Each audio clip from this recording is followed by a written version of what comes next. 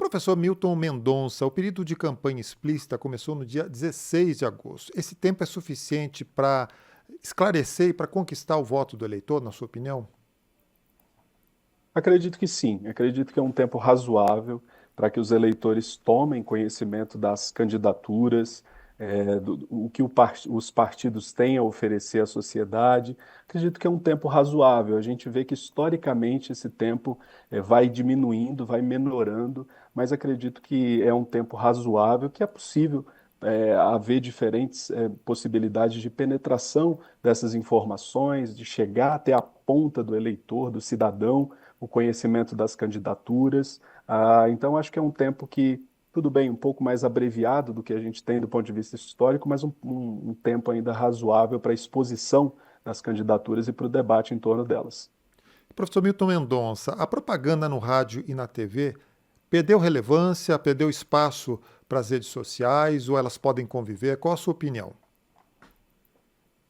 Olha, o horário gratuito de propaganda eleitoral, o HGPE, né, ele é relevante até os dias de hoje, né? E é interessante perceber os sinais em torno disso, porque os próprios candidatos fazem questão de arregimentar grandes coligações, de construir grandes alianças, justamente visando o tempo de rádio e TV. É evidente que nas últimas décadas, acho que na última década, década e meia, com a ascensão das redes sociais, nós temos uma disputa muito interessante entre um meio mais tradicional, unidirecional, de entrega das informações para os eleitores, e um meio um pouco mais interativo, ou seja, bidirecional, com capacidade de engajar, discutir, é o tal do comenta, compartilha, dá o like, né? São plataformas diferentes. Mas há estudos relevantes na literatura especializada, na literatura acadêmica, científica, que dizem: olha, o HGPE, do ponto de vista histórico, vem diminuindo. Se você pega lá em 1989, a gente tinha 140 minutos diários, de segunda a domingo. Hoje a gente tem ali em torno de 25 minutos, tá certo? De segunda até sábado. Quer dizer, cai muito esse número essa possibilidade de entrega via televisão, via rádio, que são meios mais tradicionais. Entretanto, há estudos que sugerem que o HGPE, o horário gratuito, ele ainda impacta o eleitor, principalmente do ponto de vista de conhecer as candidaturas, de se apresentar para o cidadão. Já a plataforma, a rede social, né, essas grandes plataformas de interação, elas têm essa capacidade de produzir mais engajamento. Ela tem essa capacidade de fazer com que o eleitor não apenas conheça como o horário gratuito no rádio e na TV permite, mas ela tem a capacidade de promover construção coletiva, discussão, tá certo, em torno das propostas dos candidatos. Então veja que são perfis diferentes, mas que se complementam. Né? Acho que o horário gratuito de propaganda eleitoral não perde a sua importância, ele não pode ser esquecido, menorado, ele deve ser visto como um instrumento, mais uma ferramenta ao lado das plataformas e das redes sociais, que é a tônica do momento. Mas ele não perde importância, ele ainda tem relevância, e como eu disse, a literatura especializada científica dá conta disso. Estudos recentes mostram o efeito que o horário tem, o horário gratuito de propaganda eleitoral, sobre o conhecer os candidatos, ou seja, o fato de chegar a informação para o cidadão, para ele se informar por meio do rádio e da TV. A gente vê na última pesquisa PNAD, no módulo de tecnologia de informação, nós temos 92,5% dos lares brasileiros com a televisão, rádio e TV. Desculpe, com internet, acesso à internet. Por outro lado, esse número é um pouquinho maior ainda com rádio e TV. Quer dizer, nós estamos com meios de comunicação extremamente, com capacidade extremamente penetrante para a sociedade, para tornar as plataformas eleitorais conhecidas, né? Eu acho que hoje as candidaturas elas exploram as benesses, os benefícios de cada uma dessas plataformas. Entretanto, elas são muito mais complementares do que excludentes, tá certo? E a gente vê isso no próprio jogo político, quando as candidaturas, quando os candidatos não deixam de privilegiar o horário gratuito de propaganda eleitoral, mas também fazem uso massivo das redes sociais. Agora, professor Milton Mendonça, a campanha nas redes sociais ela pode ser vista como um divisor de água, porque, por exemplo, a eleição do Bolsonaro em 2018, com pouquíssimo tempo de horário eleitoral, seria impensável há um tempo atrás.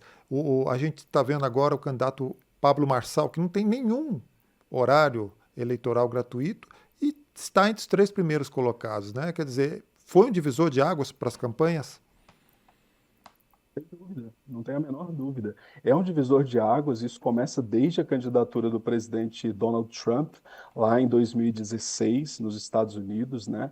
Quer dizer, aquilo ali é um marco, né? A eleição do presidente Jair Bolsonaro de igual modo aqui no Brasil em 2018, né? Um marco muito interessante sobre a eficácia das redes sociais para mobilizar os eleitores, para disseminar mensagens políticas, né? Então, sem dúvida nenhuma, eu acho que é uma pauta do dia, é uma questão, né, do noticiário atual. O fato de que nós temos um candidato entre os primeiros colocados na eleição da maior prefeitura, da maior cidade do nosso país, que não dispõe de tempo de rádio e TV.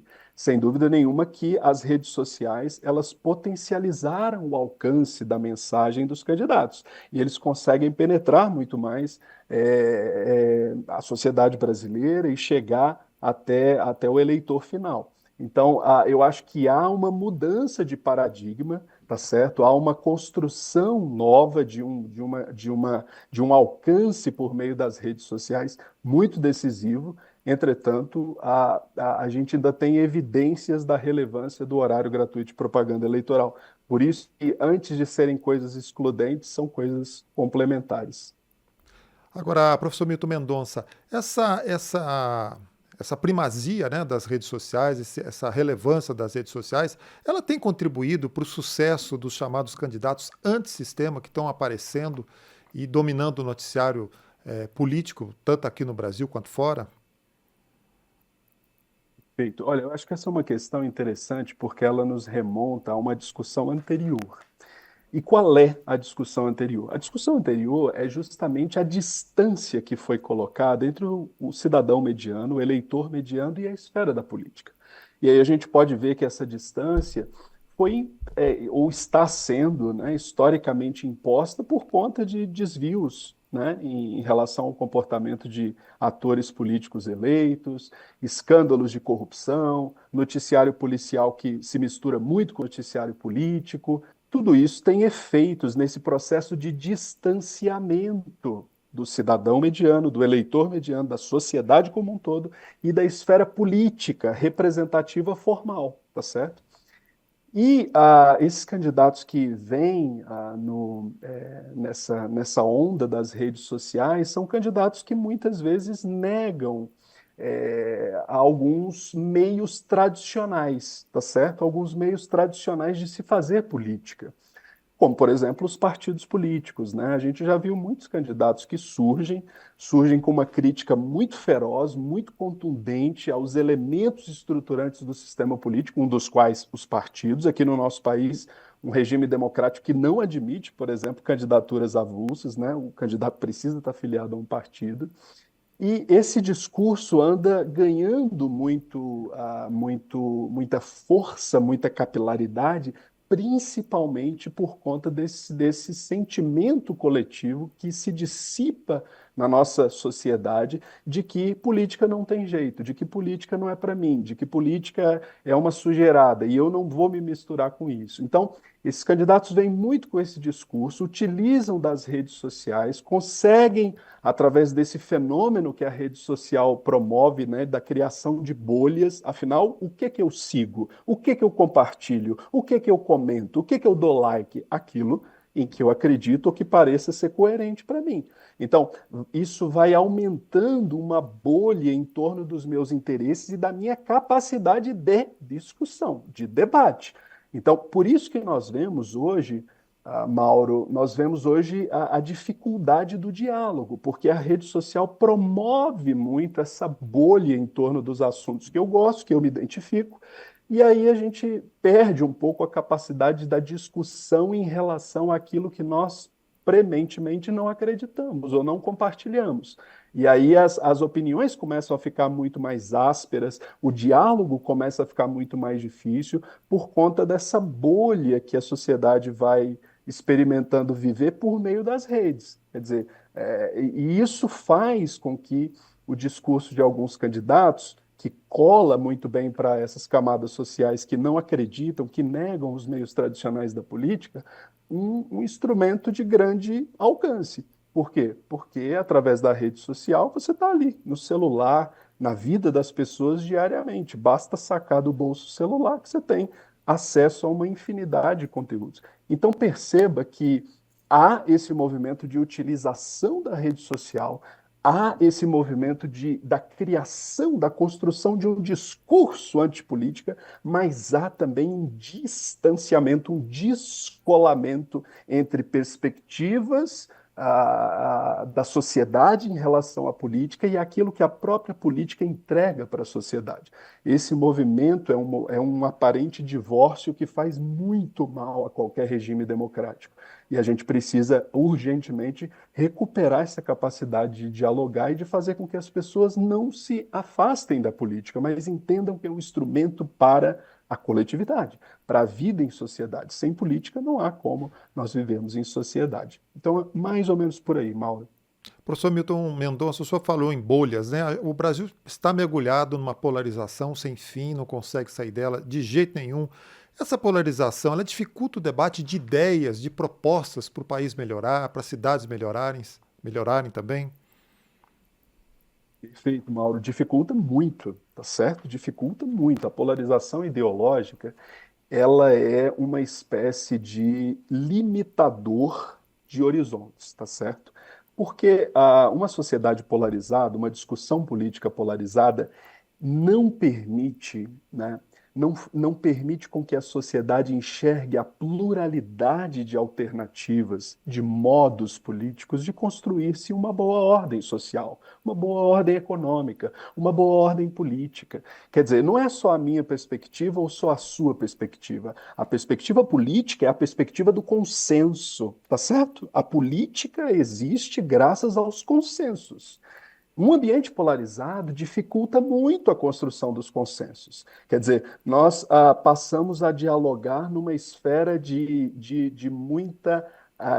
Uma esfera muito áspera. Quer dizer, as opiniões começam a ser opiniões que não apenas enxergam o outro como um adversário no campo de ideias, no campo de iniciativas. Não, passa a ser um inimigo e ele precisa ser combatido. Isso é terrível, isso é preocupante. Isso não pode, de maneira nenhuma, continuar ganhando capilaridade como vem continuando. A discussão que hoje, a meu ver, precisa ser encarada é uma discussão de reconciliação, da sociedade com a política, da política com a sociedade e da construção de pontes em torno desses mundos que estão aparentemente divorciados de maneira irreconciliável, tá certo? Há um caminho de participativo, colaborativo, em que essas perspectivas polarizadas precisam ser dissolvidas, precisam ser encaminhadas para uma discussão comum. Então, não há a menor sombra de dúvida que a polarização partidária, político-ideológica, contribui muito para o enfraquecimento da própria discussão política em si e do vislumbre de soluções para os problemas públicos que existem aos montes, tá certo? Política é a arte de construir consensos para a consecução de alternativas que viabilizem o enfrentamento, a mitigação de problemas públicos que afetam a sociedade. Polarização é um cheque em branco para que a gente entenda que a coletividade importa menos e a nossa perspectiva é a que precisa valer, a que precisa tomar, digamos assim, a dianteira ou as rédeas da política, dos governos. Isso é preocupante, eu acho que é um debate que a gente precisa cada vez mais encarar, discutir e amadurecer. Professor Milton Mendonça, para finalizarmos, as fake news ainda conseguem eleger candidatos? Conseguem, conseguem, porque uma coisa é a, o, digamos que, o alcance que a internet tem, tá certo? Outra coisa é o senso crítico, a capacidade que as pessoas têm ali de, quando recebem uma informação, verificarem essa informação. E muitas vezes as fake news, né, esse processo de desinformação, esse processo perverso, né, das fake news e da criação de ambientes cada vez tumultuados, politicamente falando, esse é um grande desserviço ao sistema político, ao regime democrático, né? E eu dizia que justamente uma coisa é o sujeito estar ali letrado digitalmente, ele ter condições de fazer uma pesquisa autônoma, chegar num site de buscas, verificar a veracidade da informação. E muitas vezes, quer dizer, na maioria das vezes, isso não ocorre. O que ocorre é a aceitação daquela fake news, daquela informação turva, daquela informação que é manipulada, e isso distorce a verdade, tá certo? Então, é muito comum em grupos que nós participamos, sobretudo do WhatsApp, tem estudos recentes, inclusive, Mauro, que sugerem o quanto o WhatsApp pode influenciar os resultados da discussão política, da formação de candidaturas, desde a formação das candidaturas até propriamente os resultados de uma eleição. Porque o WhatsApp é uma ferramenta, por exemplo, a gente está falando dele aqui, que pode disseminar informações e a desinformação ou a comunicação truncada, ela tem uma capacidade de persuasão e de mobilização dos eleitores, né? Não é à toa que a gente vê muitos boatos, muitas fake news sendo viralizados nos grupos que a gente participa de WhatsApp. Quer dizer, há um caminho aí de manipulação da opinião pública, há um caminho aí de distorção da decisão do voto. Então, eu não tenho dúvida que os meios eles podem ser instrumentalizados, eles podem ser operacionalizados. Olha que coisa interessante, para justamente manipular a capacidade, o senso crítico das pessoas para acreditarem naquilo que a gente sabe que não cola. Fazendo uma verificação simples, a gente descobre que é uma fake news.